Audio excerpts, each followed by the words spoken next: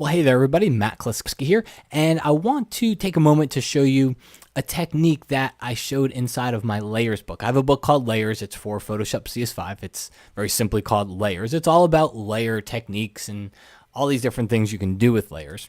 Well, I did a tutorial. This is actually a compositing tutorial, all right? And you can see here, this gentleman was shot on a white background. So I did a whole tutorial on how to select them off the background, put the shadowing, and do everything. One of the techniques was how to add the spotlight in the back. That's before, and that's after. So let's go ahead and take a look at that spotlight. It's a cool tutorial. Adds a little bit of a dynamic feel to a photo with any type of lights in it, because you can see there's an existing light in the background. So I just enhanced it, but I've got a little extra something to show you with it that I didn't think of when I was writing the book, but I thought of after. So now I can put it in the book, or I can put it in this video. All right, so let's go ahead and create our layer. I'm going to hide this one. We're going to go up to the layer menu. We're going to go to New Fill Layer and choose Gradient. Click OK. And as for the gradient type, I'm just going to choose a black to white gradient here. I'm going to have to pick a different kind.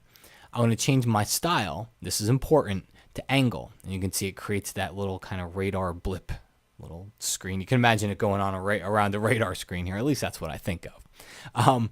Then we're going to come over here and click on the gradient itself, because we want to adjust this. So click on the gradient, and you're going to change the type from solid to noise, and watch what happens. You already start to see those rays of light start to emanate from the middle here.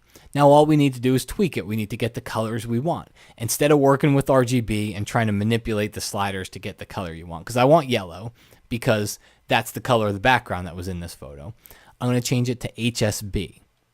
Watch what happens. Now I can control the hue just by dragging these sliders, and I'll just restrict it to yellow, and then I can control the saturation as well. But here's the trick. You got to come over here, because it's just black and white now. If I click randomize, see what happens? See how it changes? And so I just keep clicking randomize until I get a nice yellow glow to this. And I think that one's actually looking pretty good. So we'll click OK. We'll click OK again. Now I want to take a second to show you what the extra little tip I found was.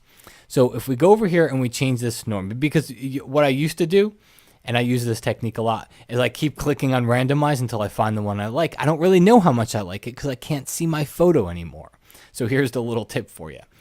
Change it now, because I'm going to change this to screen so I can see my photo, and maybe reduce the opacity a little bit. Go ahead and do that now, because now I can come back in and click randomize and really finesse it and not have to guess what my photo is going to look like behind. So little tip for you here. Again, notice how it's in the center. I want to move it up here to the right. I can't. It won't let me move it because it's an adjustment layer. If you double click on it though, now I can click and I can drag it and move it around. All right. Let's click on the actual gradient again. This opens up the gradient editor. Now I click randomize. Now I can see exactly what it's going to look like. I don't have to guess. I know exactly what this is going to look like. So we'll just keep clicking it here until I get one that I like, which could be a while. Oh gosh, too yellow. Not enough yellow. Isn't it funny how one of them's too much and then one of them's not enough? That one's not too bad. Oh gosh, I'm afraid.